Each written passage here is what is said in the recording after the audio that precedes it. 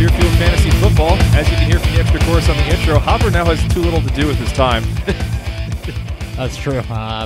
This should be my last episode in the studio for a while, I hope. And yeah, I don't know what to do with my hands because I'm not driving anything. Yep. I'm now driving all this. Hope you guys like the new angle. We moved the camera a little bit, and I kind of liked it, though Hopper's a little out of focus, so we may have to adjust that slightly. People can just see me like I see them. Blurry. Whereas Dan is super clear and right in the dead front of the shot here. Sorry. Not sorry. All right. No hat, though. That's weird. I know. I don't know. What is with the no hat? I was lazy. You're lazy. All right, guys. Well, welcome to Beerfield Fantasy Football. As always, we are Beerfield Fantasy Football. I am Nick Sparts, joined by Christopher Hopper to my left. Hat Hop BFF with 2 Ps. And to my right. That Dan 30 BFF. All up in your business. Hey, I'm back on your left, though. You are back on my left? No. But now Dan's not across the table from me, so that's a new change. It's true. So we'll roll with it. Hopefully everything goes well here. Podcast, we've not recorded on this device before. We did do the live stream Sunday, so we know that's going to go fine. If you do want to check out the... Which means YouTube will be there, regardless of what happens with the audio. Worst case, I'm ripping YouTube audio. We'll see how it goes. So let us know. Leave us any comments. Tweet at us at BeerfieldFF if there's any sound quality issues or anything going on like that. Just please let us know. Other than that, though, Beerfield FS is also, you can find us on Instagram and Untapped, Beerfield Fantasy Football for YouTube and Facebook. Reminder that all of these are live now about 5:45 p.m. Monday, Wednesday, Friday for the evening show. Hopper will generally be joining us over Zoom. And Sunday morning, it's about 10:30. We'll go live. Though, special announcement, I don't know if all three of us are going to be able to join, but we're going to go about 7:45 in the morning the next 2 weeks with the London games. I will on not Sunday? be there. I will be. Not this upcoming one. Will you be here? I will not be here. Okay. I'll be on Zoom and hopefully less Darth Vader-y than whatever the hell was going on this past Sunday. So you're going back to St. Louis You on mean Saturday Deep night? Soulful Hopper? I've been going back to say, well, no, I will be here Sunday morning because I don't have to be back in St. Louis until 1:30 or 2, and we're not. Yeah, no, I'll be here Sunday morning. You're right. There's a wedding. I forgot. Yeah, I was going to say, I'm going to be wicked hungover for that, but I will be here. Yes, I'll be here Sunday. So join us with coffee, painkillers, whatever it is you need to get through it, and we'll be doing our pre-London start-sit questions and all that jazz. We will not be doing it later because there is a game going on at the time.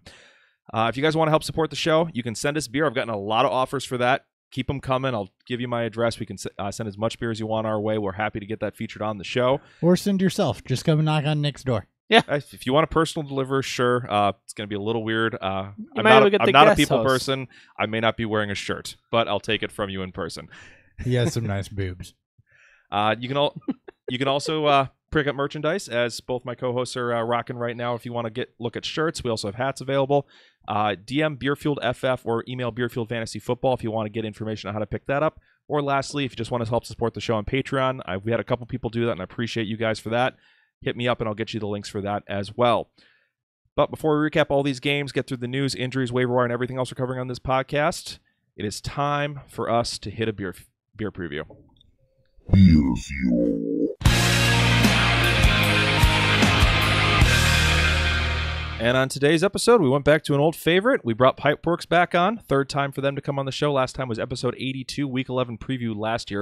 Which that doesn't sound right. I swear we've had them on more recently than that. I thought so, too. Maybe, but it wasn't in the beer consume notes. So All right. Maybe it's one of the lost episode ones. They are located up in Chicago, Illinois. The beer we have on is Lizard King. It's an APA. Comes in at 6% ABV. I thought you said 5.8. 6. I 6? never said 5.8. Okay. I got You're 5.8. just hearing things. I got 5.8. It's stuck in my head I somehow. got 5.8s in the club, too. But we'll give you a full of that once we get through the noon games. Hopefully it turns out to be a good beer because it has been a long day for me, and I'm sure it has been for Hopper and Dan as well. Yep. I didn't do anything. All right. Okay, well, it has been for me. All right. Time for some news. News.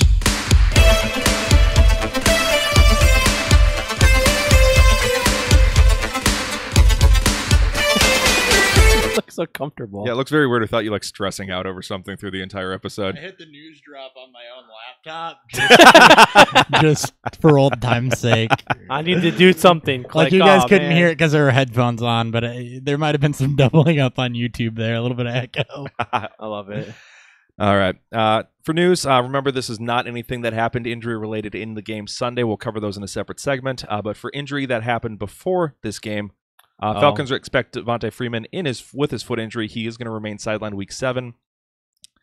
So keep an eye out for that. He may be missing multiple weeks with his bone contusion. Yeah. That's a bruise. That sucks. Texas coach Bill O'Brien does not expect Deontay Foreman coming off the pup with his Achilles injury to be activated this week, so we're still got more time to wait on that. Remember that time where everybody was drafting Deontay Foreman, and I was like, "Hey, don't do that because he's going to start the season on the pup." You're just really happy how right you were, aren't you? How are those people now? Real quiet. Yeah, Probably not talking about him. they're in a cave with the Jalen Samuels truthers. If it was a non-IR league and he was dropped, about now is when you might want to start considering picking him up as a stash. Yeah, because Lamar Miller hasn't exactly been effective. That's very true. Neither is Alfred Green or blue or yellow or. Maybe they'll try Alfred Red this week. Maybe he's better. And last one is Bucks promoted linebacker coach Mark Duffner to defensive coordinator after firing Mike Smith. I wonder if he knows Jason Duffner. He's a golfer. I was going to ask, who the hell is that? Well, I mean, considering I'm pretty sure, I don't even know. Something bad as a defensive coordinator could defensive coordinate better than Mike Smith. Well, last time Mark Duffner was a defensive coordinator, he was for the Cincinnati Bengals in the 2001-2002 season when they were bottom 3 in the league both years. Oh, I definitely remember that year. So don't expect much of an improvement here. We'll see. That was pre-Carson Palmer, wasn't it? That was right before Carson Palmer. That was Yeah. Achilles Smith age, wasn't it? Yeah, it was Achilles Alkali Smith. Yeah. Alkaline Alkaline Smith. All right. That's all I got for news. Let's go ahead and recap some games.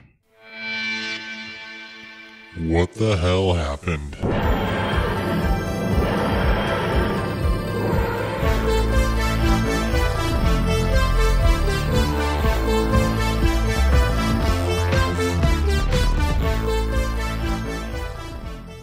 All right.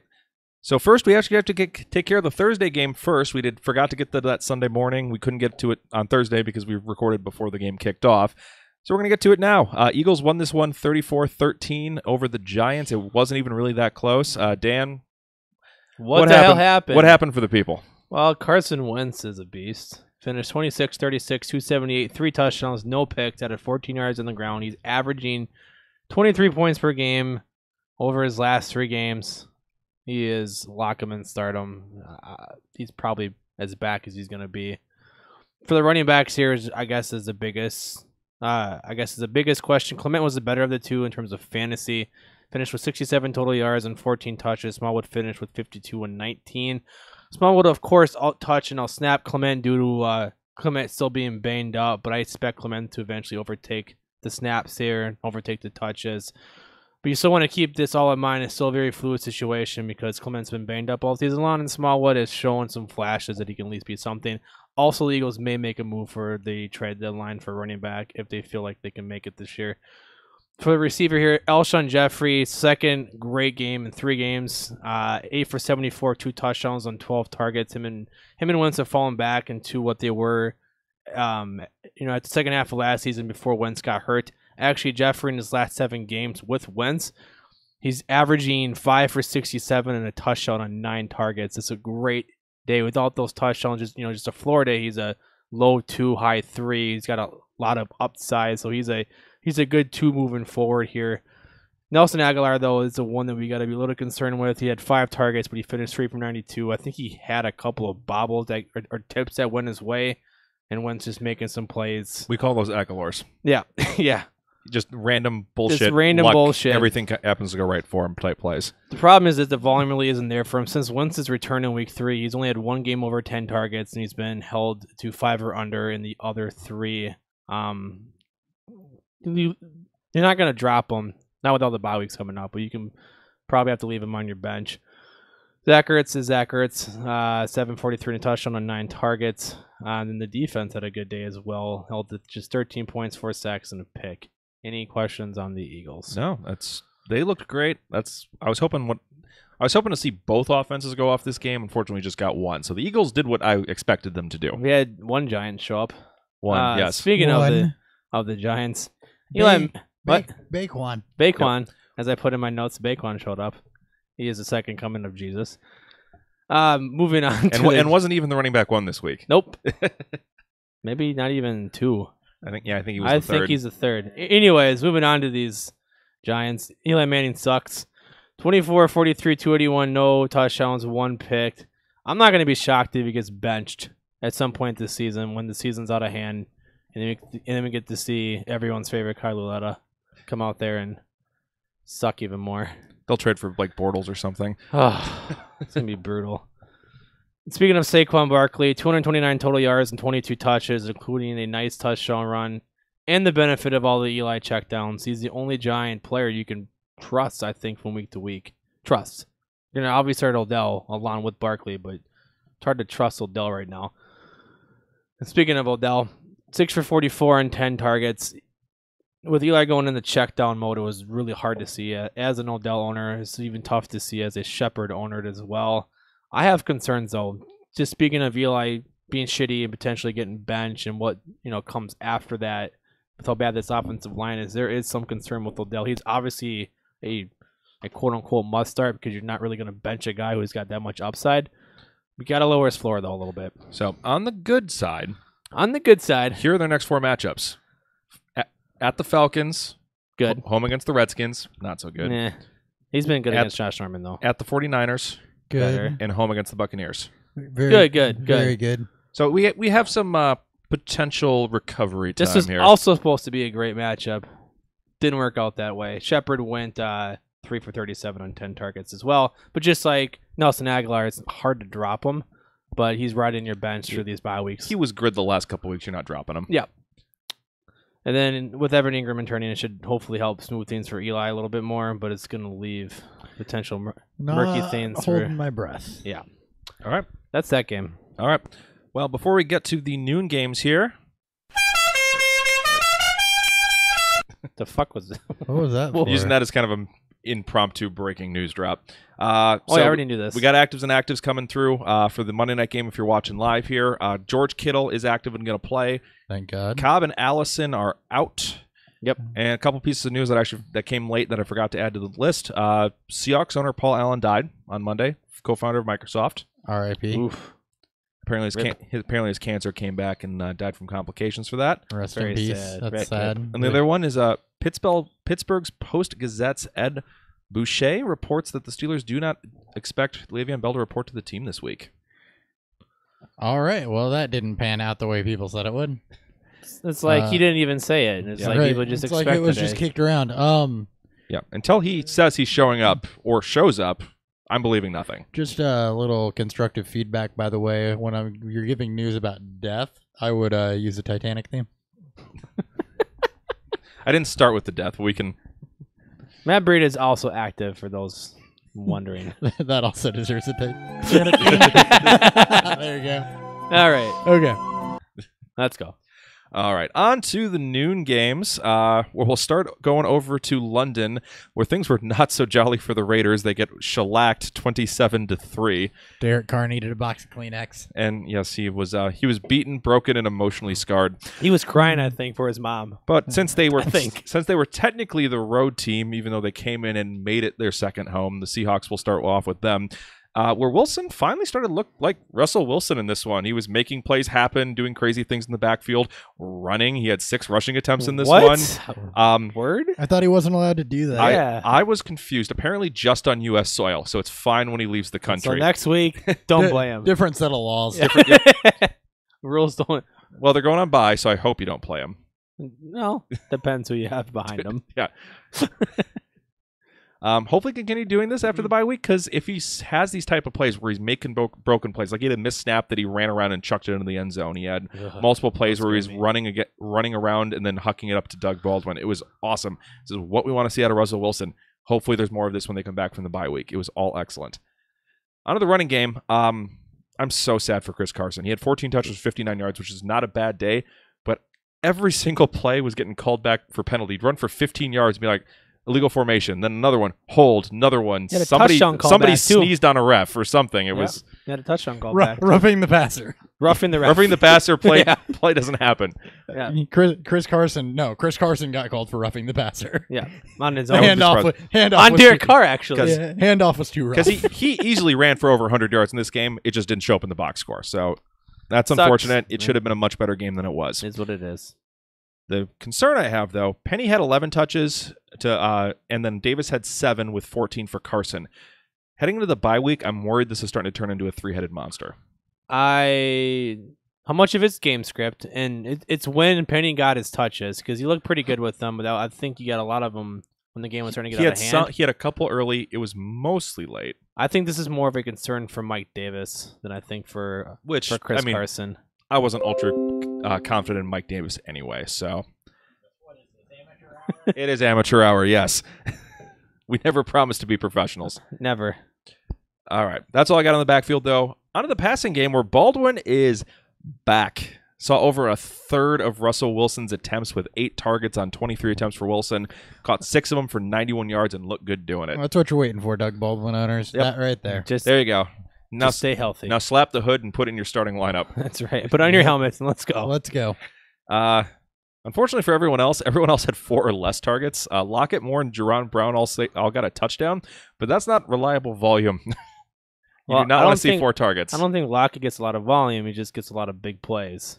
Though it was a short touchdown this week. It was weird. Yeah, and throwing us off. And his volume had been around the 7 to 8 target mark. Yeah, before this week. 4 is a little nerve-wracking. It happens. But yeah, if Baldwin's going to get 8, he is in your starting lineup. That is exactly what I wanted to see. There was 1 tight end target without Vanette in this game, so just throw all that out. Until Vanette comes back. Defense actually looked awesome in this one. They had 6 sacks on Carr, did everything, and had multiple forced fumbles.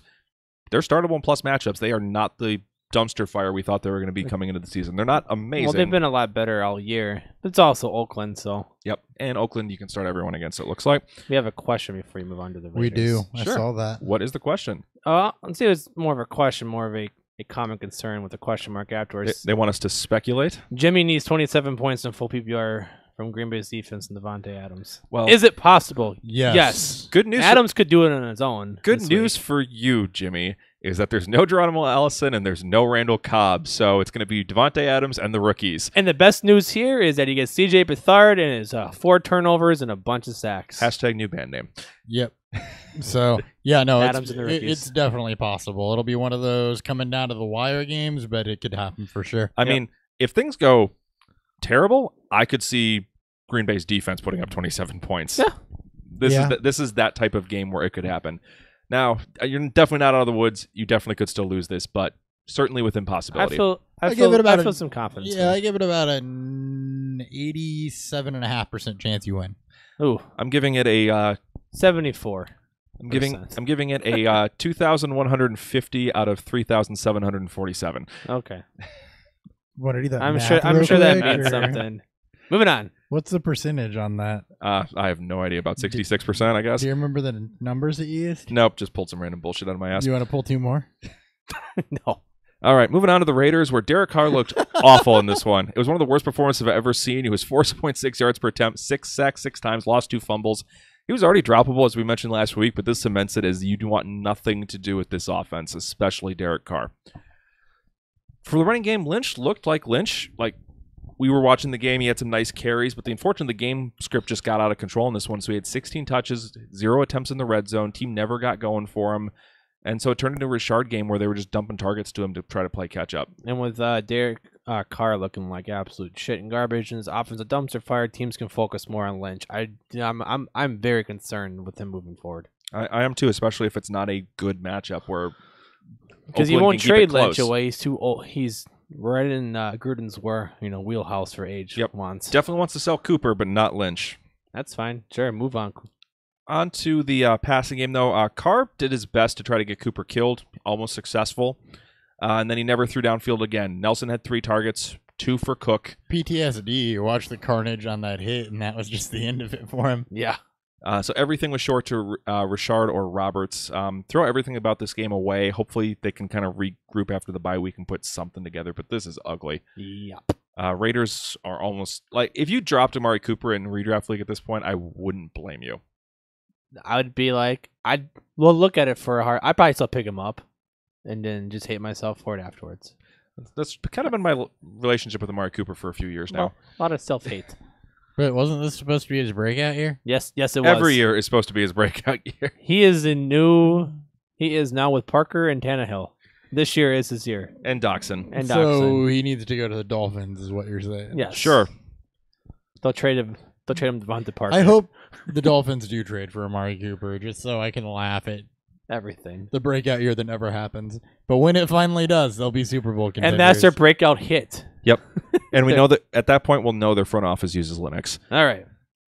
Moving on to Falcons versus the Buccaneers. Falcons win 34-29. The Buccaneers could not make their miracle play convert for the winning touchdown. Hopper, what happened in this one? Well, first off, I'm going to be completely honest with our listeners like I normally am under these circumstances. This is an episode of Hopper Reads Box Scores because I was still moving. But we're going to do what we can, and Dan and Nick, I'm sure, will pitch in and provide whatever insights I need here. Jameis Winston, 30 of 41, 395, 4 touchdowns. Looks like he had a really good day coming back off of his suspension, as we kind of all suspected. He had a couple of Winston throws, but other than that, he looked awesome. I assume that's where the picks came in. Yes. Yeah. In play. Yeah. Also a little bit of rushing yardage there. Peyton Barber looked competent. He looked. He got a lot of work in the passing game. Yeah, apparently Winston is good for Barber. Yeah. Yeah, 4 targets, 4 receptions, and a touchdown, 13 attempts for 82 yards. So if you've been holding Peyton Barber this long, 1, why? 2, congratulations. 3, you probably didn't play him, though. And the counselor was pissed. It was amazing. Because it wasn't Ronald Jones? Yes. Yeah, Ronald Jones, speaking of 1 attempt, 3 yards, 3 receptions, 16 yards. He did catch things. It was interesting to see. Yes. Yeah. Onto the wide receivers. It looks like Adam Humphries had himself a relatively solid day because of a 51-yard reception, so he's still not fantasy relevant. What? Hopper This reads is the a- newspaper. This is like Nick episode 1. It really is. Mike Evans did not do what you were hoping for. He looked Fif- fine. He just didn't get the volume 58 you were hoping yards, for. not a lot of volume though. Only 5 targets. Chris Godwin's touchdown streak back intact. Yes. 9 of 6 for 56. So he's still kind of in that wide receiver 2 range. I think after what we saw at Tyler Boyd this week, more on that later, he's probably a little bit below him and Ridley. But he's still very, very much a weekly guy that you can probably feel pretty comfortable running out there. He had 9 targets also, which is good. And also good had a volume. couple really nice plays. Yeah. I didn't see that. So. He's a beast. That's why I'm chiming in. And the defense was a clusterfuck, just like you should have expected. And the tight ends, it was mostly a Howard Oh. game. Brait had just the 1 catch. Right. Brait, 1 reception, 15 yards, and a tutter. So if you did start him, you're okay. It worked for the first drive, It which he worked got a out. score It was a on. touchdown. Yeah, and that was literally drive 1. He got the touchdown. He was never seen again. Yeah. So OJ Howard officially back. Yes. All right. Anything else on the Bucks that I cannot answer for you? Nope. All right. Moving on to the Falcons. I had a burp. Matt Ryan, 31 of 41, 354, 3 touchdowns. He continues to have a really, really good season despite his team's kind of ineptness. And We're seeing- injuries in this one. He lost Right. most of his receiving core. Yeah, I knew that Ridley got hurt. Did something happen to Julio also? No, Sanu. Sanu? Sanu got banged up late in the game, I think. Gotcha. Well, Julio gave you a Julio game. Big yardage, no touchdowns. That's about normal for him. Yep. Austin Hooper, I should have made him my start of the week. 9 receptions on 10 targets, 71 yards, and a touchdown. It was a nice touchdown, too. He stiffed armed the So- corner and around while turning the Yeah. corner. Austin Hooper's a weekly top 7 tight end at this point, isn't he? Getting real damn He's close. a must start, just given the buys come in. And When Olsen and Ingram get everything. healthy, he might not be top 7, but he's definitely top 10. Lost my shoe. Do you need it? Yeah, no, probably not, but my foot feels weird. Calvin Ridley, he got hurt, like we mentioned. Did catch all 3 of his targets, though, before that happened. Mohamed Sanu also hurt, 46 yards and a touchdown, but only 2 receptions there. So It was an excellent touchdown, too. He was right down the sideline, made a leap play to get right onto the goal line. yeah, Well done by him. so just keep an eye on what happens with Sanu and Yeah. and Ridley. Early but- reports they should both play. Unfortunately, it is Monday night, so you're going to be holding your breath a long time. hopefully, or just hopefully starting positive somebody reports else. on Friday. So, I forgot the running backs. Tevin Coleman, 10 for 35. He did catch a touchdown, Yes. and it looks like Ito Smith ran a touchdown in on 11 Yep. attempts. So Neither was pretty well split there. neither was overly impressive in the running game. No, pretty well split. Looks like they both bailed themselves out with touchdowns. So Sounds about right. that's all I've got for reading that box score. All right, moving over to a just ugly, ugly game. Chargers win this one 38-14. So besides Melvin Gordon just feasting, what else did we have in this game? Phillip Rivers had the greatest terrible game script day ever. 11 of 20, 207 yards, 2 touchdowns. I mean, outside the 1 pick, but just 11 completions, had 2 touchdowns on those. So thank God for that, because you saved your day there. Melvin Gordon, as Nick alluded to, went off 150 total yards and 20 touches, 3 rushing touchdowns. He's had a touchdown in every game since week 2. He's had 3 touchdown games this year. He's over 5 yards per carry. He is not the inefficient Melvin Gordon. Mainly, I think a lot of it is because the offensive line is finally healthy. And they added to it. Yeah, and they added to it. So he's starting to look like he is the second best fantasy running back right now behind Todd Gurley, in my opinion. There's about 2 names I could argue with you on, but there are. Kamara's got Ingram to worry about. Zeke's just has a one-dimensional offense. So 3 names, then Barkley would be the third. And then Barkley, just, again, like Zeke. But anyways, they're all great. I'm just saying at this point. Then Austin Eckler, he had the game script, just didn't really have much to do with it. 7 carries for 60 yards. Continues to be massively efficient, though. We just need more targets. Or not targets, touches. Well, probably needs targets too. He didn't get any in this game, but yeah, that was weird. The game script. Rivers threw 20 passes. Yeah. And then speaking of Rivers just having 11 completions, Tyrell Williams had the big day though. 3 receptions, 118 yards, 2 touchdowns on 4 targets. Just don't chase that stat line. He's done this before. He's going to continue to do this. Expect probably falling off games coming up. But if they have good matchups, which I believe they kind of do, I think they have Titans next week, which isn't good. But with Bowie's coming up, they don't have any real great matchups until you get to December. Their defense has good matchups coming up. Defense has good matchups, but in December, so when you're getting kind of towards crunch time, they get the Steelers, Bengals, Chiefs in 3 straight weeks. Yeah, but you'll have all your players off a bye at that point, and Tyrell, again, just doesn't have the volume. And then the other Williams, Mike, had 1 catch on 4 targets. Since his breakout game, which is 3 games ago, 5 catches on 11 targets for 64 yards. You're on the fucking you're off my team. Yeah, Bye. he is droppable. It seems like the breakout was a preview, not a he's here. Yeah, it's this team is very well balanced. See Saints of last year. Well, and just Rivers just isn't having to throw a lot. He's had a lot of games with under 25 attempts. Yeah. Well, and they're getting out ahead and they're staying out ahead. And like I said, the games that Mike Williams performed in were they were behind, and in this one they weren't behind, so there's no reason. Yep. This one they just weren't not even behind. It just wasn't even close. Nope. Right. It was bad. And he's not gonna perform under those situations. It looks like he's very much matchup dependent. And then before we get to Keenan Allen, Gates had 2 targets. No, only any Titans end, so no Titans there. So we're gonna talk about Keenan Allen here because this is kind of where the big talking point is. He has 6 targets in this game, 4 for 62 on those 6. He also added 42 rushing yards and 4 targets. But this is his lowest targets in the game in the season, which is to be assumed on just 20 attempts. It's still 30% target volume. But still, because you still have to look at this. He hasn't scored a touchdown since week 1. He's had only 2 double-digit target games since then. He's only had 100 receiving yard game. He's averaging 11.5 points per game in half-point PPR leagues. A lot of people drafted him as their wide receiver 1, or if you want, wide receiver in your drafts, he's your wide receiver 2. How are you feeling about him right now? He's wide receiver 27 on the season without counting this week's stats.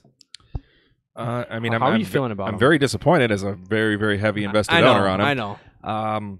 He's been consistent. He hasn't really killed you any week, thankfully. That's kind of been the only good news. Well, he's had 1 downer a week. I think he had like 3.5 or 4 points. But usually it's about 10. So he's been consistent. You expect more from your I do expect more. Pick, though. I'm looking closer to 15 to 20 range is what I'm hoping for.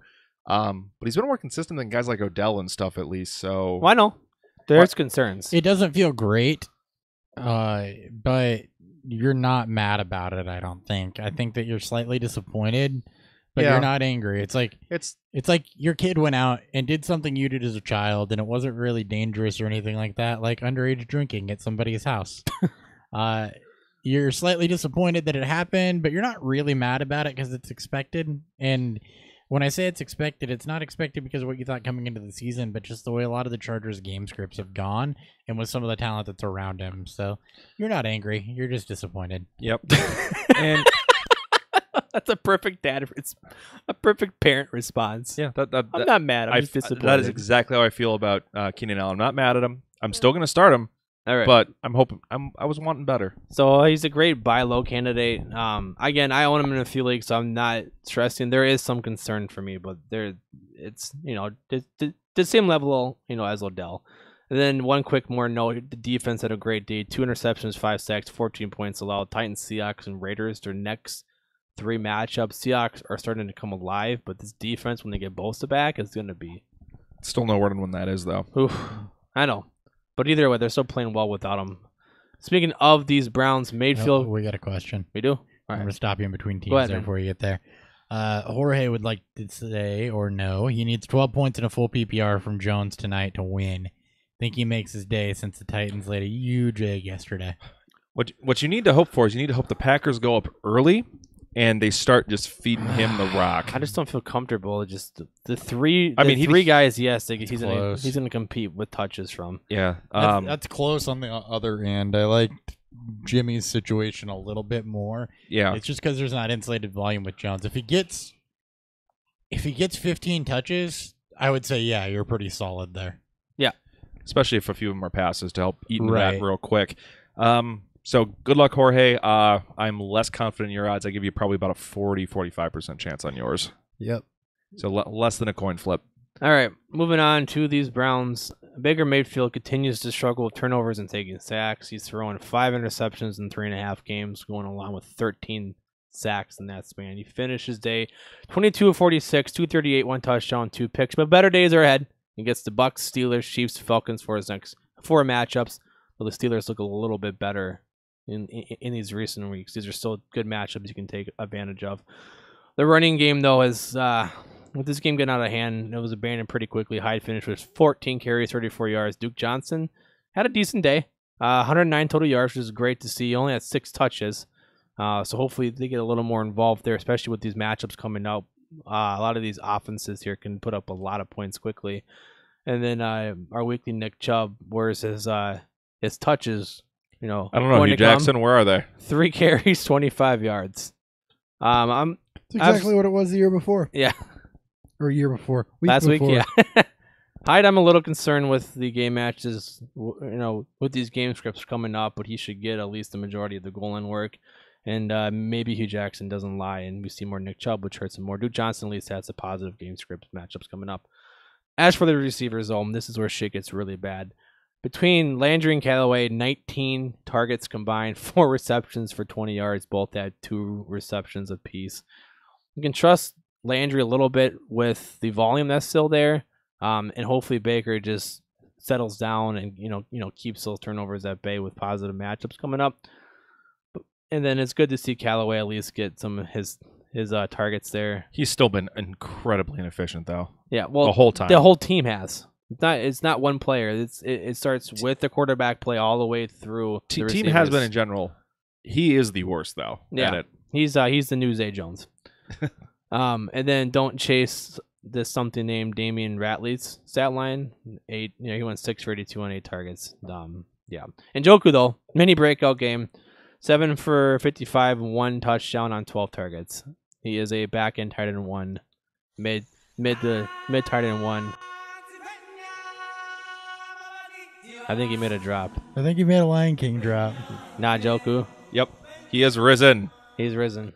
Nah, Njoku has risen. I think I put it in my notes. Nah, Njoku has risen. Yep. So I'm like, I gotta go get the Lion King for that. He's a mid to back end tight end 1 with top 5 tight end upside. If this trend continues, if they're giving him 10+ targets a game, I think this all is back to over back. that. I think this is back to back games with 10+ targets. Too. yeah, he had 11 and 12, I believe. All right, that's it. All right, moving over to Redskins at the Panthers. Redskins win this one 23-17. Panthers tried to get a winning drive to try to win this one 24-23, but they could not make it happen.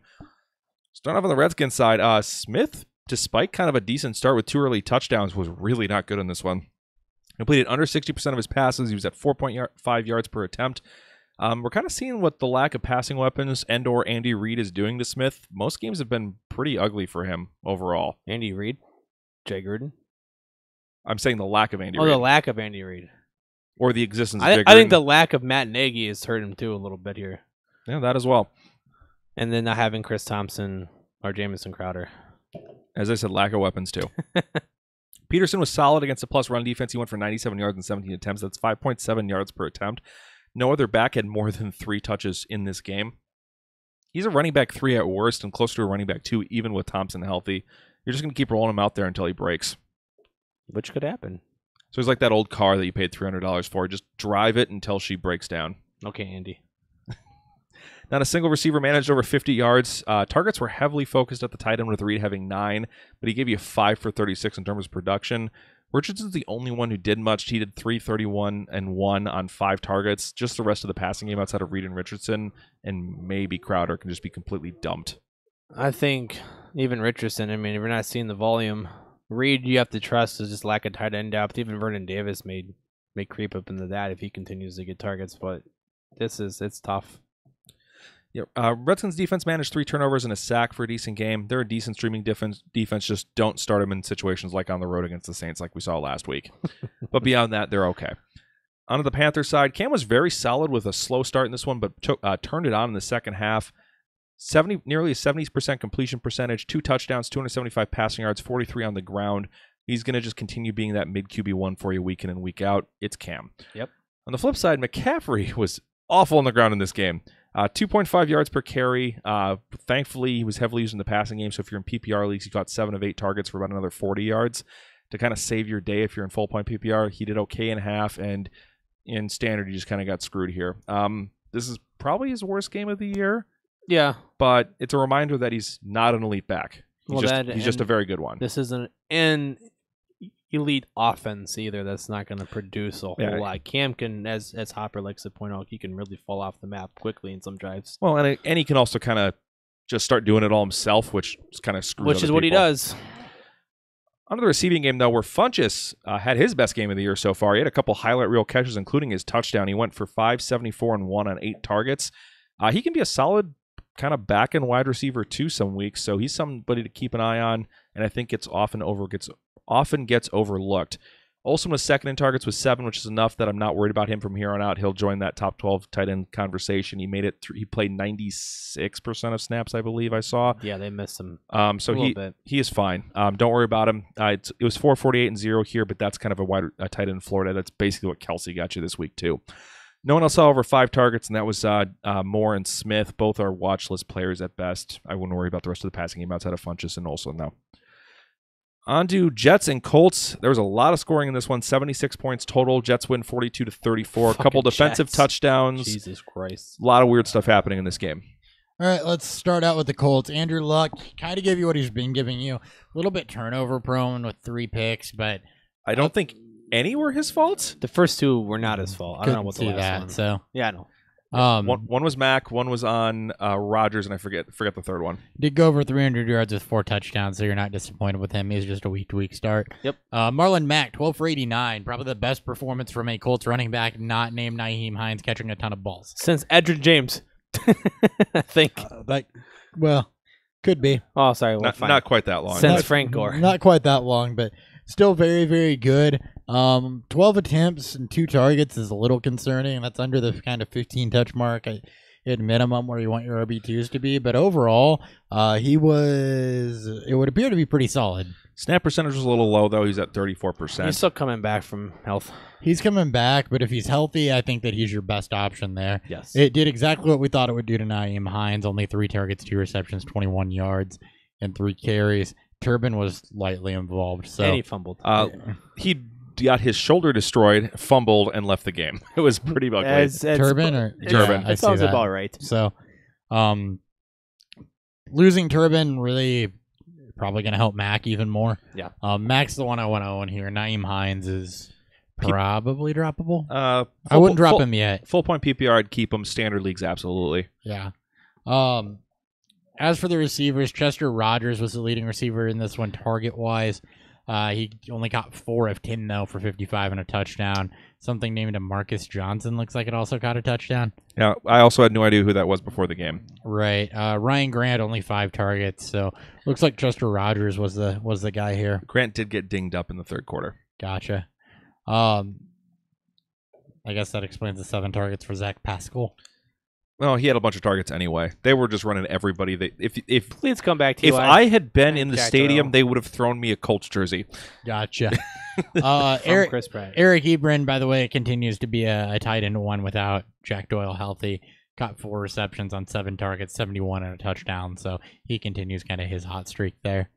And then the defense was underwhelming. Yes, they were. No, they had a couple turnovers and some sacks. They still went like 2 They points. went negative. They did, but I'm just. It's brutal. There'll be better games. The Jets. What the those fuck? those turnovers in the short fields for the Jets were not helpful. Yeah, I know. Yeah. Took the Vikings. Anything else on those guys? No. On the Colts. Come on, Nope. Ty, come back. All right. Baby, come back. Moving on to the Jets then. Sam Darnold continues to be a rookie in his rookie year.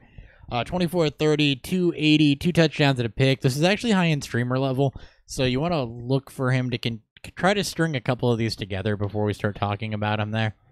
Or in But that he's made vein. it through But actually he's a been pretty all right. decent schedule, or a pretty tough schedule, I should say, and come out okay. Yeah, so if you're a dynasty owner, you're definitely happy to see that. But if he starts to string a couple of these together, I mean, last week's was light on yardage, but 3 touchdowns. If he starts to string a couple of these multi-touchdown games together, where it's hyper efficient touchdown rate, or a lot of Sean Watson last year, we're gonna start talking about Sam Darnold as a streamer.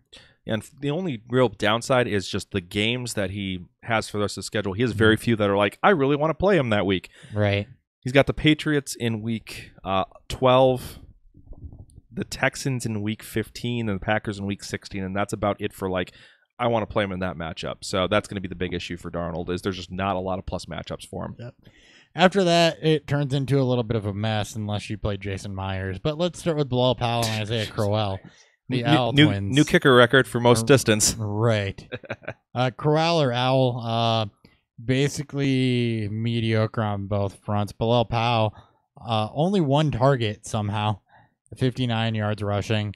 Crowell, 40 yards rushing, 2 targets, 12 And yards he was on banged that. up. He probably shouldn't have even Banged played. up, yeah. There wasn't a whole lot to like from the running game in this one.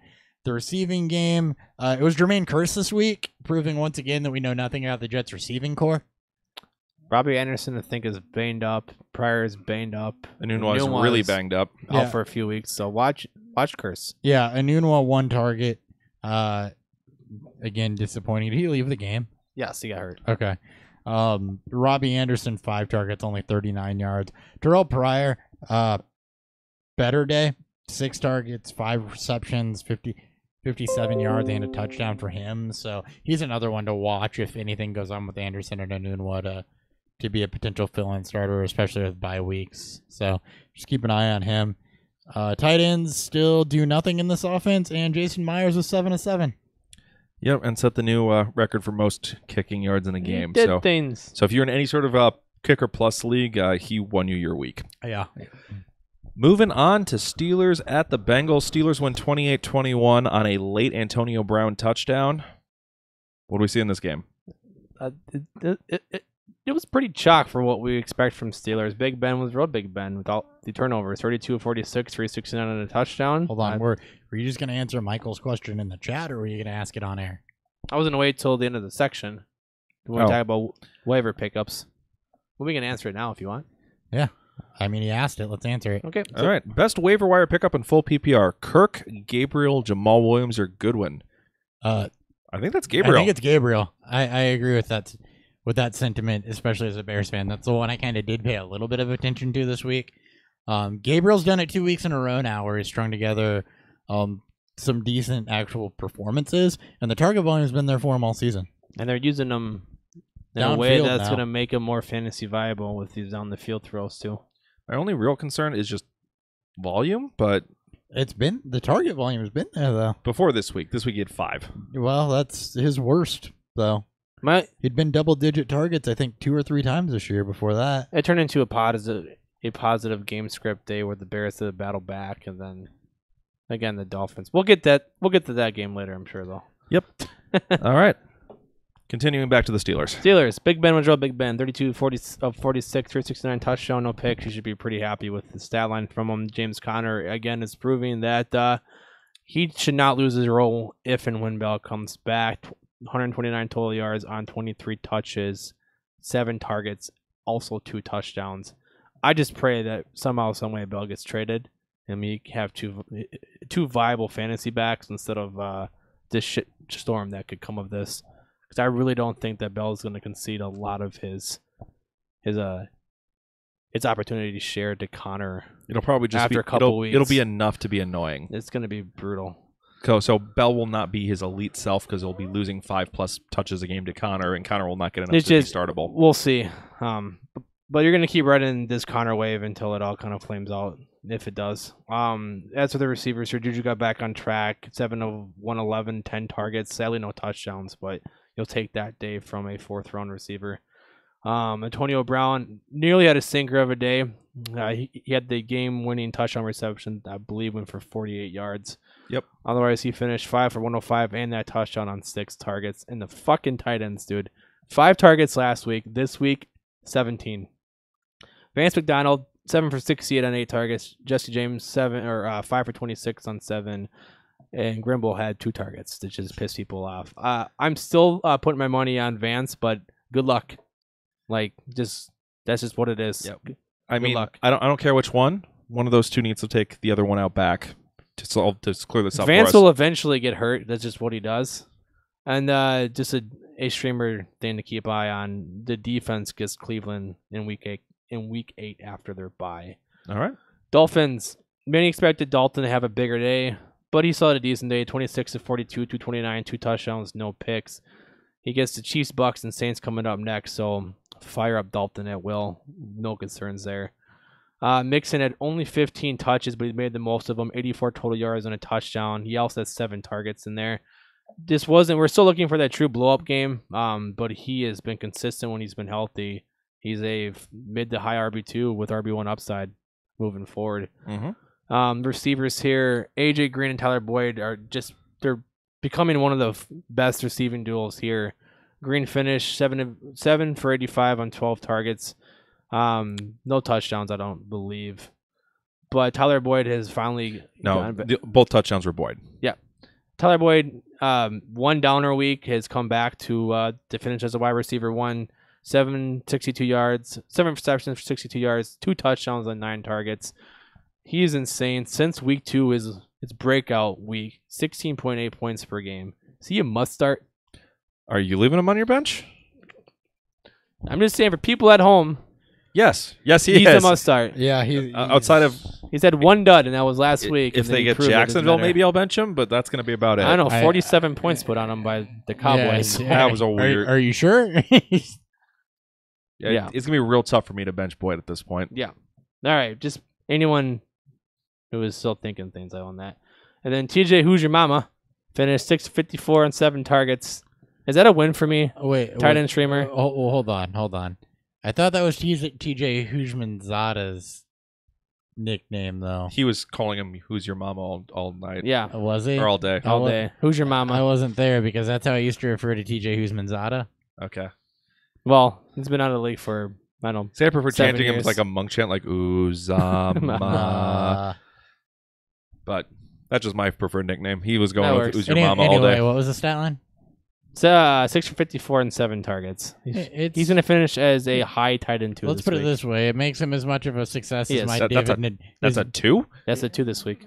As much as my David Njoku call. So yes, right now he's the tight end 14.5 point PPR leagues. So yes, he'll be at least the tight end 14. All right, just barely missed Travis Kelce, so not bad. Yep. If you almost tied Travis Kelce, I consider that a win. All right, anything else in that game? No. All right, let's keep this one. Let's pick up the pace here. Move on to Vikings-Cardinals. Vikings win this one 27-17. There was not that much offense in this. For the Vikings side, offensive line is terrible. Cousins is relying on quick releases with accuracy to have function behind it. Saved his day with a rushing touchdown and some bad white boy dancing. That was amazing white boy dancing. He's going to have some really bad days if the line play doesn't improve, and there's no sign of it happening soon. So he's still QB1, but I'm starting to get concerned about the offensive line.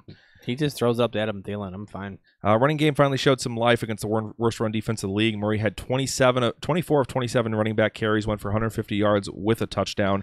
Probably your best Vikings running back performance this year. This is why you tune into the Sunday morning stream, too, by the way, because we were all over this one.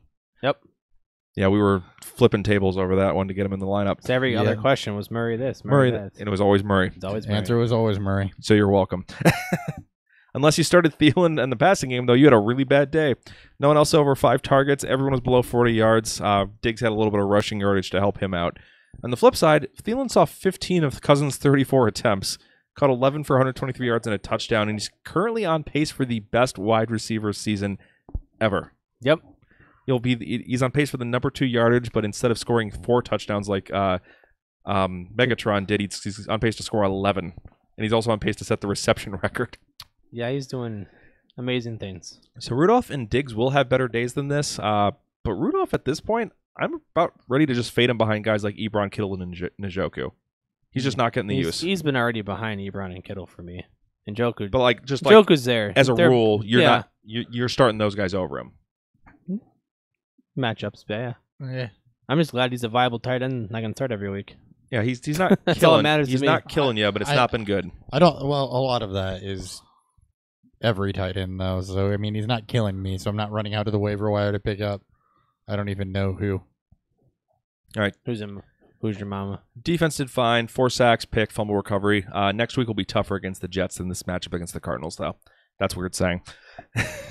True. From the Cardinals side, Rosen actually looked okay when he wasn't getting blown up. So what we saw on tape. That's college Rosen also. He was at 7.7 yards per attempt, but he was under fire for most of it. Sacked 4 times. Drives were just getting stalled out on the times the Vikings would get close to him, and everything would just go to turn to shit. On the good note, they did break 50 plays run on offense this week, which is Good way job, over guys. their yearly average of 48. David Johnson saw 20 touches. That's what you're hoping for out of him. He got in the end zone, but that's about where the good news stops. He was at 3.1 yards per carry, had a fumble, failed to convert a 4th and 1 on the goal line. Thankfully, though, next 4 games, Broncos, 49ers, Chiefs, and Raiders, which are not exactly good run defenses. So Yeah, they're bad. that should help David Johnson owners out at least feel a little bit better about how things have been going so far this season. Passing game was messy. Fitzgerald, Kirk, and RSJ were the target leaders, 8, 7, and 6 respectively. So with some of these matchups coming up, those guys may be startable. It's not going to be pretty, but they might be flex plays for you. And then defense excellent, especially in the first half. With 3 of those next 4 matchups, as I mentioned, Broncos, 49ers, and the Raiders, you're not starting them against the Chiefs. They're startable defense in those matchups. I called them all last week against the Niners. Texans, Bills, 20-13. Hopper, you're up next for a second to last noon game. All right, let's start with the Bills. So Josh Allen looks like he got pulled or hurt. He got hurt. Elbow, Yeah, throwing arm. Okay, cool. He was 10 of 17 for 84 before Nate Peterman came in, completed 50% of his passes, 1 touchdown, 2 picks. So Buffalo quarterbacks continue to suck. Including a pick six. So Nathan Nathan Peterman got the touchdown to get the lead, and then immediately after the game got tied, came out and threw a pick 6 to lose it. It's about Nathan Peterman. Yeah, Like, that's about. He pulled a Nathan Peterman. Yep. mhm. The running game, there's some good news here, it looks like, though. LaShawn McCoy was 16 of 73. Did have 3 receptions as well, so he's flashed in a couple of weeks. Like he's coming back kind of towards the bottom end RB2 level where he's startable. Wide receivers still looks like crap. Zay Jones was the leading target getter. Caught 3 of 8 to, just that probably actually improves his career catch percentage. If I had to take a wild guess. Good. And a touchdown. That's really where the good news ends in that passing game. Yeah, the touchdown was nice. There was not much else. Or for the Bills in general. Yes, that's about as good as it gets. For the Texans, Deshaun Watson, a complete dud. He looked awful. He the was Bills' constantly. defense is pretty Bills good. defense looks good. If their offense was competent, I would love their defense. Their Yes. defense is what carried him last year, too. He only completed 15 to 25 for 177 and a touchdown, 2 interceptions. So And some fumbles. And 7 sacks. And, Jesus, 3 7 fumbles, and he sacks. lost 1. I was confused. DeAndre Hopkins had a pass in there. He gave you an okay day, though. He was 63 yards and a touchdown on 5 receptions, so that's pretty good for him. Lamar Miller was Lamar Miller, which is just terribly inconsistent. 15 to 46, caught 2 for 25. Blue, not worth mentioning. No other wide receiver was worth mentioning either. Kuti was the second leading target getter, only 33 yards on 3 receptions. Fuller also only 33 yards. So just not a great day for that defense or for that offense at all. No, they looked awful, and they absolutely should have lost that game. Well, if they were playing anybody other than the Bills with Nathan Peterman at quarterback, they probably would have. They've Agreed. Yeah. All right, let's get to the biggest head scratcher game of the day, which was Dolphins versus the Bills. Dolphins win this one in overtime versus the Bears. Sorry, might as well have been the Bills. Dolphins win this one 31-28 in overtime. Starting with the Dolphins, are the Dolphins good or bad? I don't fucking know what that team is at this point. They don't know. All right, so there's a funny stat I heard. So I watched the Ballers today. Brock Osweiler's first career start with the Broncos, he beat the Bears. First career start against the Texans, with the Texans, he beat the Bears. And then his first career start with the Dolphins. Brock Osweiler, Bears killer. Yes. So Brock Osweiler, for whatever reason, owns the Bears. Yeah, for whatever reason. Shout out to the Ballers for that one. And breaking news, the Lions have traded for Brock Osweiler. So he can start next week. Yep. They don't get the... Do they get the Bears? I just figured they get him twice a season. No. So Right. They get New England. Stafford will be hurt twice a year. Yes. All right, start with the Dolphins, though. Osweiler just balled out against one of the best defenses in the league. He was 28-44 for 380 yards, 3 touchdowns, 2 picks. Did not get sacked one time. I don't know how that worked out. I don't either. Me either. No idea how that happened. This is worth watching going forward because Osweiler, I mean, that is a QB one day. Unfortunately, their schedule is terrible for quarterbacks. Just like outside of the Patriots matchup, that's about it. Now this one was too, but you're not going to be looking at like, hey, there's some juicy matchups here. You're not running and picking out Brock Osweiler. You're just not. 16 team, 2 quarterback leagues. Fine. All right, offense got rolling with some consistency in general. They ran 75 plays versus their previous average of 52 coming into this game. They did have some overtime, which helps pad those stats, but still significantly more plays in this game. Gore and Drake both had over 15 touches. I thought Gore looked fucking awesome in this. He had 100 yards rushing. Yeah, 119. Old man zombie corpse. 119 yards, and he looked good doing it. Yeah, he's doing it. Drake had a solid 78, but he fumbled going into the end zone and kind of ruined He his fumbled day. twice. Lost one. Ugh. Stills is droppable. Osweiler threw 44 times and Stills had 2 targets. It's not very good. No, it's not good at all. He's not. I don't think he's broken 5 targets all year. He didn't even get his first catch until overtime. Stills not worth looking at. Who is worth looking at though is Amendola had 11 targets and Wilson had 9. Both saw heavy usage and they're both conditional ads in deeper leagues. Keep a look on both those guys. If they're getting that type of target volume, I am interested. And then at this point, I would rather have Nick O'Leary than Mike Gesicki. He out-targeted Gesicki 4-2, caught all 4 targets for 49 yards and a touchdown on those targets. So if you're in 2 tight end or deeper leagues, consider adding him. And the defense continues to be top 5. 3 turnovers, 2 sacks in this one, and they just keep getting it done. It's weird. I don't understand this team. On the Bears side, Trubisky was mostly not the problem in this game. He had 1 bad pick, but other than that, it was awesome. 300 yards, 3 touchdowns, 47 yards rushing. He's got the Patriots and the Jets the next 2 weeks where he is absolutely a streaming candidate. He had a horrible first half and a fantastic second half when they had to put it on. Yeah, he's showing flashes of what you, as a Bears fan, I hope we are getting. I just want to get less flashes of that mustache, though. That is awful. Yeah. Not a fan of that. But, I mean, overall, I think that it was a second solid week for him. And for bye weeks, he is definitely a viable candidate. All right. On to the running game. Howard had a quiet but respectable day in terms of his running efficiency, 69 yards on 14 carries, but he fumbled, which kind of ruined his day. So this is not the game we're hoping for. How concerned are we about Howard right now? Look at the snap share. So I think Graham Barfield tweeted out he's lost snaps. Like his snap percentages has gone down every week for the last 4 weeks. I think the other reason this wasn't the day we had hoped for, though, is the game script was not at all what we expected it to be either. We expected the Bears defense to lock down the Miami offense and them to be in a position to where they could run the ball a lot, which would have made Jordan Howard, given the efficiency he had, a running back 1 potentially. But, he still had the efficiency, but there was the fumble, and they weren't in a position to where they could really run the ball. Yeah. So at this point, he's a running back too, right? Yes. He is no longer even in that one conversation. He's in that Lamar Miller area for me. He's better than Miller. Well, he is, but he's not getting slightly better touches. Sure, that's fine. Yeah, he's at least more efficient with his touches, though. So, that's by true. a lot. On the flip side, Cohen was awesome. Again. 121 yards on 12 touches. Did have a touchdown and a fumble. He's at this point he's firmly a start until we see his usage take a wrong turn because that's what we wanted to see. We want to see him get 10 to 12. and he got you 12, and he had way over 12 last game. For sure, wide receiver 3 with That if the they 2 can, and 1 upside. if they can put the wide receiver tag on him, even better. Yeah. You said wide receiver 3. Wide receiver. Well, he pretty much is. Speaking of wide receiver 3s, Gabriel drops back-to-back 100-plus yard games for you. Did it on only 5 targets in this one. I'd prefer seeing closer to his 10-target volume out of the previous games, but he's finally getting the deep throws. He had multiple 40-plus yard catches in this one.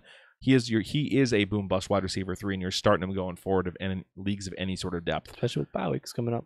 Robinson saw 6 targets, corralled 5 for 64 and a touchdown, gave him a solid day. Like him a lot next week against the Patriots.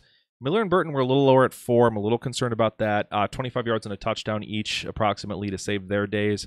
I'm hoping for more volume all around against the Patriots next week. Well, Miller was hurt, coming off his shoulder injury, and Burton's usage has been kind of Head scratching this start of the year.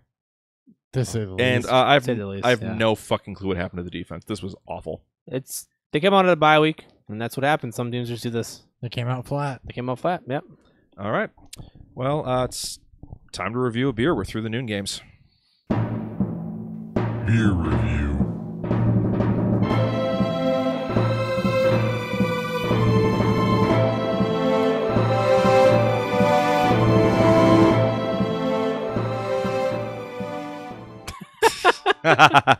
Just have to press the buttons too. Always. Yeah, I gotta press buttons. All right. What did you guys think of Lizard King by Pipeworks? Just first off, one of the best names of any of the beers we've ever had. And the can art. And on Pipeworks Instagram. can art is amazing. I don't think I've always. had a bad thing from Pipeworks. Yeah, Pipeworks does have really good can art. All right. A little dry on the mouthfeel before it gives way to dry on the nose. Honestly, it's not really an aftertaste. It's a little dry on the nose before it gives way to some citrusiness, a little bit of piney on the back end. Citrus kind of lingers. It's a very solid pale ale, though. Yep, real heavy on the mosaic, which is that kind of dry citrus. Dry citrus. Yep. It's real heavy on that. I'm only getting a little bit of the pine, very, very, very mild. It's very on that. subtle on the back end. But it's almost a juicy back end finish too. So it's almost kind of like a reverse New England style. Is that like reverse cowgirl? But beer, I guess. Yeah. So it's a Buffalo Bill. It's a reverse cowgirl of beers. Yes. A Buffalo Bill, is that where you break a table while no, she's because they're riding the his backwards. Because they're the backwards of the New England style. I made a football reference, Nick. Yeah, and then breaking tables Yes. because it's Buffalo. Buffalo.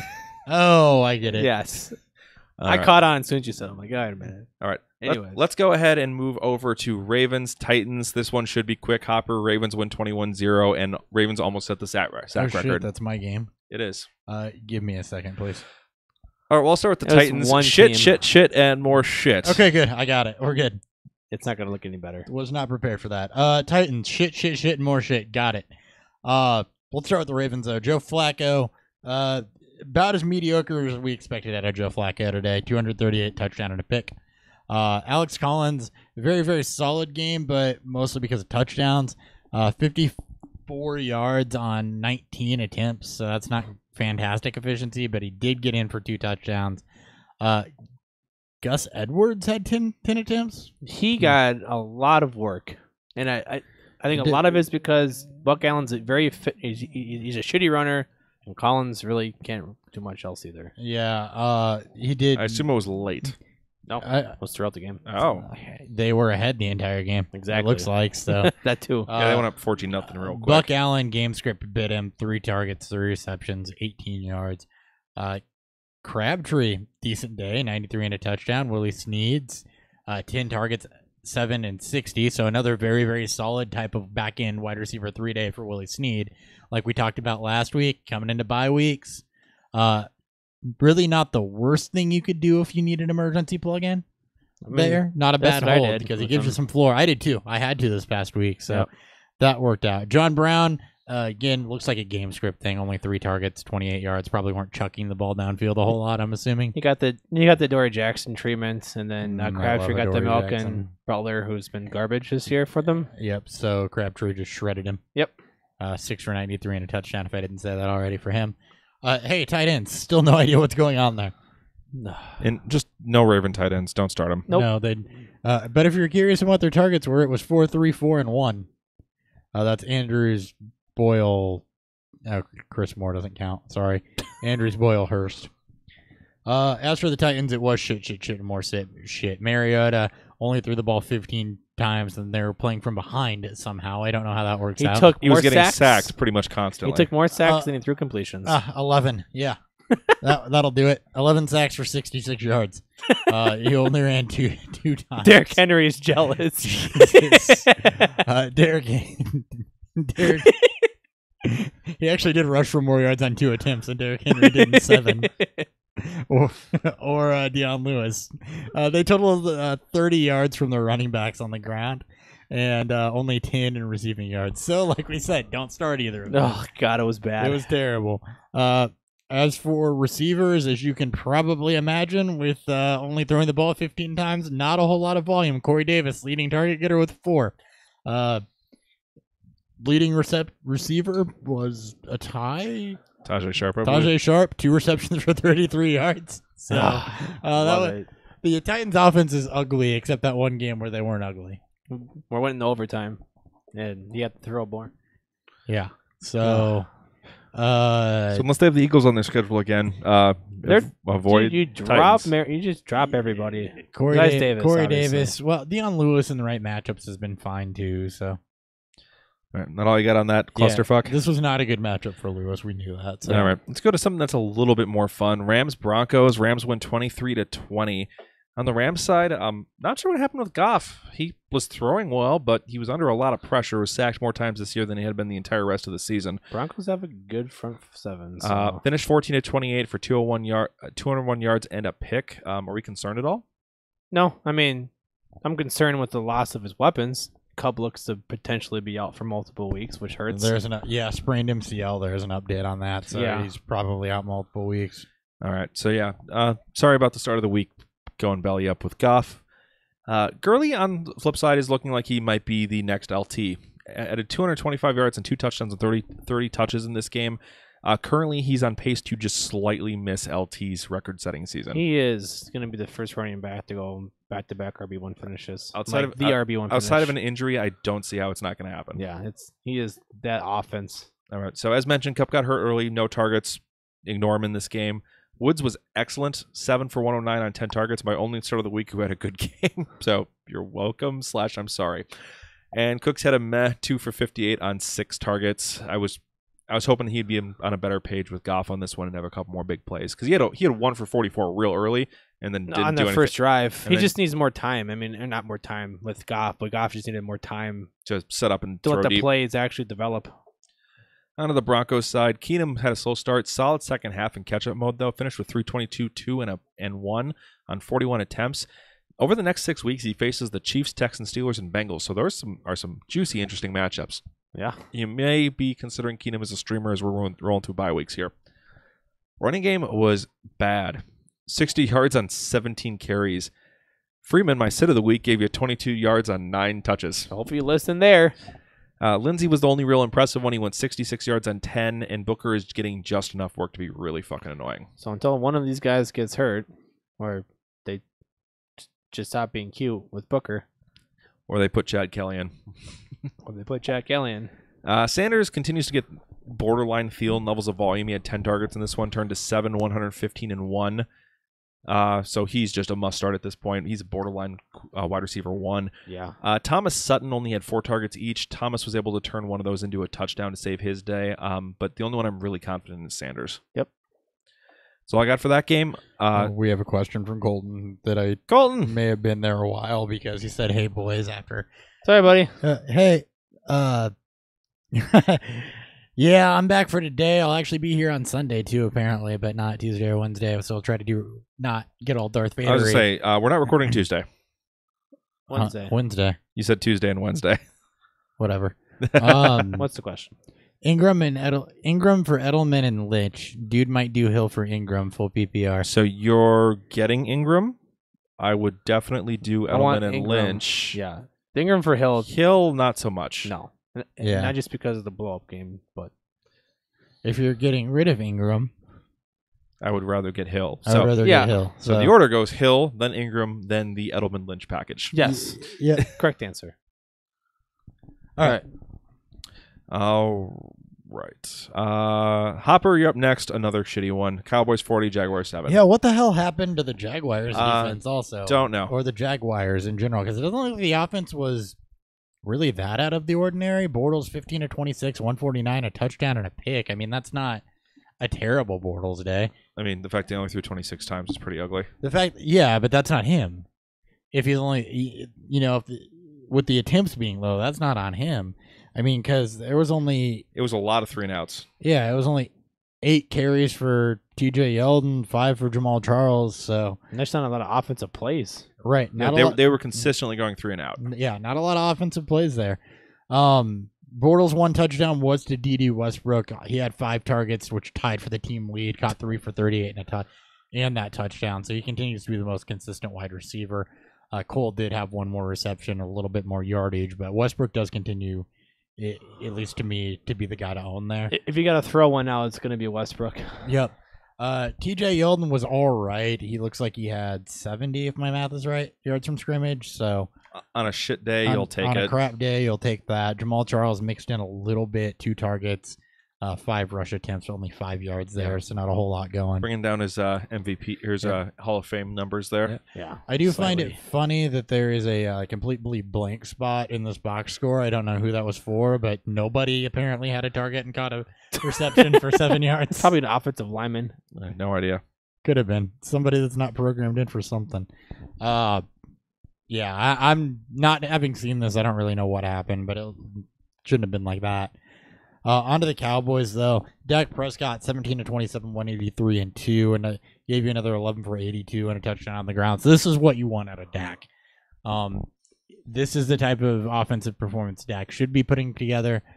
This is how the Cowboys are going to win games, how that offense is going to run, as if he's doing exactly this. So watch for that to continue. I'm not saying run him out next week or anything like that, but watch for this type of performance. A little bit dialed back passing, more rushing, to start talking about Dak again as a viable starter. If you can do this again next week.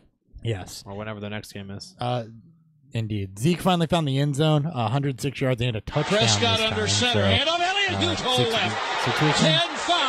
He's had multiple touchdowns this year. Did he? Yeah. I think he had one last week. He didn't have any up until last week. He has 3 touchdowns. Well, he had ahead of steam as soon as he got into that line and it collapsed down inside. I don't know. I feel like I threw another I saw the same thing. He got back to the line of scrimmage, and I just, okay, this He is had a over. touchdown in the opener, too. So. Oh, that's what it was. It was the opener and then nothing else. Sorry. Recounting here. He did only get 1 target in this one, though, which was pretty out of the ordinary for this season. Cole Beasley, by the way, second good week, I believe. 9 receptions on 11 targets, 101 yards, 2 touchdowns. So, Congratulations if you started Cole Beasley. yeah, if you started Cole Beasley, congrats. He kind of gave you a solid wide receiver 3-day the week before. So just keep an eye on Cole Beasley for volume, for the productivity to continue being there. Nobody else really did anything of note or had target volume to note in this one. Outside of... No, last week was a dud. It was the week before against the Lions. He gave you a solid game. Hearns was the second leading target getter. He had 5 and no receptions. Yeah. But anyway, 2 out of 3 good ones for Beasley is what you want to watch there. Yep. And I mean, for this game, it's obvious they were attacking the slot corner for the Jaguars. Yeah. All right, we got a question. Colton asks, up by 6, has Green Bay's defense tonight. His opponent is no one. Should he bench the defense? No. You're not going to lose. I should say, I'd be amazed if you lose. Defense losing 6 just doesn't happen. They often lose. You'd have to give up like probably 3 or 4, probably 45 plus points and over 500 yards with no sacks and no turnovers from CJ Beathard. You start him just in case if total points means that. Yeah, I would rather keep him and try to get more points for potential tiebreakers. Yeah. Yep. Yeah, don't bench them. Yeah. I mean, if you're up by 1 or 2, bench them. But 6 should be enough. 6 is fine. 6 is fine. No, now the fun game. All right. Patriots win 43-40, so 23 points over the over. So it wasn't even close. Dan, last game of the week. So Mahomes, very, very tough first half through a couple picks. Turned it around through 4 touchdowns. Finished his day 23-36, 352, 4 touchdowns, and those 2 picks. He's an auto start. Even in his worst matchups that we saw last week against Jacksonville, he's able to save his week with production. He's fine. Kareem Hunt finally got the receiving work that we were all looking for, and apparently he just owns the Pats. Finished with 15 touches, 185 total yards, 1 receiving touchdown. I believe he had 5 receptions on 6 targets. Like to see a little bit more than 15 touches, but he just got it going. Save this week, he got it going from beginning of the game until the end. So good to see that. As for the receivers, Tyreek Hill had himself a fucking day. 142, 3 touchdowns on 12 targets. Sammy Watkins though, 4 targets, 2 catches, 18 yards. Maybe he's still banged up, but when your offense put up. He was fine last week. For some reason, they just were not going to him. I don't know why. He just couldn't get anything going. Outside of Hill, no one really got anything going. Kelsey even disappointed a bit in this game. 5 for 61 on 9 targets. Hunt had 105 receiving yards. He did fine. It was the rest of the He's a running group. back. He's a running back, but still. And then a kicker shot out. Harrison Buckner, 4 field goals, 4 extra points.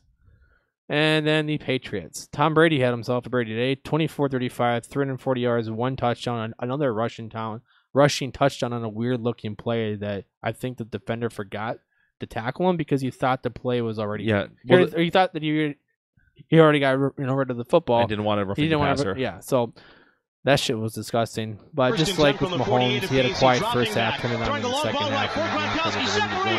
Tony Michel, though, 24 carries, 106 yards, 2 rushing touchdowns. He had 1 target. The pass is reassuring him what these roles are. Michel's probably going to be your more consistent producer, and then White's going to have his volley of upside in floor days. White, speaking of White, with the second half turning into what it was, he gave you a respectable finish here. 11 touches for 92 total yards, and then 5 of those were receptions. So thankfully, that game turned around for him. That's been a James White stat line all season. Yep, and then for some reason, Kenjon Barner had 3 touches. I was so pissed when that was on that happening. One drive. He had 1 drive. It was just like, fuck you guys. And then the big story, I guess, here for the Pats, Josh Gordon led all Pats with 9 targets. That's what I wanted to see. He is now startable. Yes, 5 for 42. And then Edelman had the better day overall, 454 and a touchdown on 7 targets. So he's fine. He's gotten, I think, 16 targets in these last 2 weeks. So he is. And then Gronk only had 4 targets, but he saved his day with the 2 big plays late. Yeah, Chris Hogan even did things. 4 for 78 on 4 targets, but he's still the number 4 option in this team, so don't run out there. And then Gronk, we do have to slightly talk about Gronk too. He had, he won 3 for 97, had the big play that's up the game-winning field goal, but he only had 4 targets. Gronk hasn't scored touchdowns since week 1. Hasn't had 100 yards since week 1. He's still the tight end 7 on the season, outside of what this week will give and shake things out. But are you concerned about his lack of usage? Not especially. I mean, he's still a top 3 tight end. I just think he's moved down into the 3 spot. Yeah, I think he's behind Kelsey and Ertz at this point. It's kind of like the Keenan Allen thing. Yep. It's you drafted him expecting a certain level of production, so you're not mad because he's still giving you solid production for the position as a whole, but he's not giving you what you expected out of him. Yeah. It's what happens when you draft a tight end in the first 2 rounds. I mean, it was all great for him going, into the season with no Edelman, a lack of unknown at the running game. It just hasn't really been put together for him. All right. Anything else in that game? No. All right. I gotta leave. That wraps it up. Say goodbye to Dan if you're watching. And then we're going to go ahead and move on to some of our last couple segments to go ahead and wrap this up. Monday hangovers. Bye, Dan. Just moving to phone. Yeah, well, I shut my laptop down like, okay, we're done with games, and then realized that we had more segments, so I just pulled the notes up on my phone. That works. Now we're going to talk some injuries here. First off, before we move on to waiver wires, for injuries, kicking it off with Josh Allen injured his throwing elbow. We do not know how much time he'll miss. We're waiting for a further diagnostic on that. This isn't really fantasy relevant to me in any way, shape, or form. You're not starting a Bills quarterback. You're not starting Nathan Peterman. You're not starting Josh Allen. You're not starting Bills wide receivers, I hope, because they've been terrible all season. So there's really no impact here. All right. Robert Turbin, shoulder injury. Not hugely fantasy relevant, but it was actually a pretty good week for running backs. Not a lot of injuries. Yeah, if that's the only one you got is to Robert Turbin, who's not rostered anywhere, then pretty good. For the wide receivers, this is where the more injuries come into play. Amari Cooper got a concussion where Derek Carr tried to get him killed. David may have helped. Yeah, Cooper's been interesting because he's always got the potential to blow up as what should be the top target there. I don't really know that you pin a succession plan on these wide receivers. It helps Jared Cook if he misses time, I think. Maybe Jalen Richard a little bit. And it just may be a sinking ship. Yeah, well, it's definitely that. Cooper Kupp, MCL sprain, likely going to miss multiple games. Yeah, and I'm not sure what they do here because He's their slot guy, and Josh Reynolds isn't really built for that. So I'm not sure if Woods slides inside or... I would assume they're going to kick Woods or Cooks inside because they run almost exclusively 3 wide receiver sets. Right, and then Reynolds outside. So it's a high-powered offense. Josh Reynolds has been fine, so he could be a viable waiver pickup. I don't know that this really boosts Woods or Cooks necessarily because they're already getting decent volume. No, and they're fine. Right. Quincy Enunwa, high ankle sprain, likely to miss about 3 weeks. Curse, I guess. I don't really have a good feel on the pulse of how these Jets wide receivers stack because it's not really been anybody consistently week in, week out. So Robbie Anderson, maybe as long as he's healthy. Jermaine Curse after that. Terrell Pryor is also interesting. I think Curse is the main one. Yeah. Mohamed Sanu, hip, likely available week 7, and Calvin Ridley, ankle bone bruise, likely available week 7. Yeah, just keep an eye on this. I'm more worried about Ridley, if either. I am too. Ryan Grant with an ankle. We have not gotten severity yet. No, he's only really relevant if Ty continues to miss. So just keep an eye on that too. We'll have more later in the week. Tight ends, Niles Paul, MCL, is going to miss at least a few games. Who's next up there? O'Shaughnessy? O'Shaughnessy? Yeah, O'Shaughnessy next up in Jacksonville. Kicker, Matt Bryant, hamstring. He's confirmed out for week 7. Who'd they sign? We haven't gotten word on that yet. Probably happen tomorrow or the next day. Daniel Carlson. Please no. Calling it. Waiver ads. Let's go ahead and talk about some players you should be adding to your lineups. Waiver wire.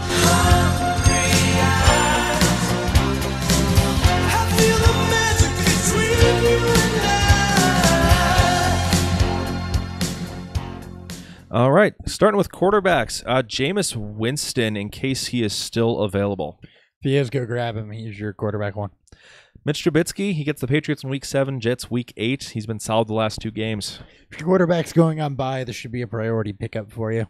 And Eli Manning gets the Falcons in week 7. Start your people against the Falcons. I love that one considerably less, though, because Eli Manning will always find a way to disappoint you. Like anything involving Lime. Running backs, Marlon Mack, he easily looks like the best back in Indy right now. As long as he's healthy, he is the best back there by a lot. Frank Gore has looked better pretty much seems like every single week, and age has not slowed him down. He's Lamar Miller plus. With some wisdom to go with it. Yes. Deontay Foreman, he's eligible to come back from the PUP. He probably won't play this week, but right now is about the time where you consider stashing him as an upside play. Yeah, the running game in Houston has been highly ineffective, so he should have his opportunities. Ito Smith, as long as Freeman is hurt, and it sounds like he's not going in week 7, Ito Smith is viable as a flex. Yeah, he slides into the Tevin Coleman role pretty handily whenever that's. And lastly, Duke Johnson gets the Bucks in week 7, and he finally had a decent game, and he has been dropped in a lot of places. He should be picked up. I said when Baker Mayfield came in that his usage and productivity was going to start leveling off, and it looks like it has. All right, for wide receivers, you got Josh Reynolds. Cup's injury might sideline him for a bit. We just talked about him. Chris Godwin, under 50% still? Seriously? Yeah, I don't know how that is. He's had a touchdown in every game but one. But one. And, well, then the bye week, obviously, he didn't score a touchdown. He might have even scored a touchdown then. Either way, you've got a guy that's giving you about 7 to 9 targets, 50 yards a week to give you a little bit of floor and touchdown potential. You are happy running that out as a wide receiver 3 flex. And last one is Taylor Gabriel. He's got 34 targets, 5 games, back-to-back 100-yard games. He's a boom-bust wide receiver 3 at this point. Yeah, you got it. Moving on to tight ends, you got Austin Hooper, who for some reason is not owned in 50% of leagues. Volume is way up. Go pick him up. He's a top 12 tight end. Especially in this mess of tight ends, he should just be rostered. And CJ Uzama, he's been a solid streamer, and he's the last man standing in Cincy. Somebody's got to catch passes. Couple defenses to take a look at the next week here. You got Colts. They may get the Peterman-led Bills. Dolphins have been a top 5 defense on the year, should be owned in more leagues. And the Cardinals get the Keenum-led Broncos, who already have 11 turnovers and 18 sacks in 6 games, so not a bad floor. All very good options. Are you watching the YouTube chat, by the way, since I closed this? He says somebody says suck up better be on here. We don't generally talk kicker pickup, so sorry. Yeah, sure. And he also just put up a 0. He put up a 0, so we don't normally talk about that either, especially when the offense is plodding along and has had one good game. So maybe we'll talk about him on this segment. Suck up has a big Weekly leg. cuts.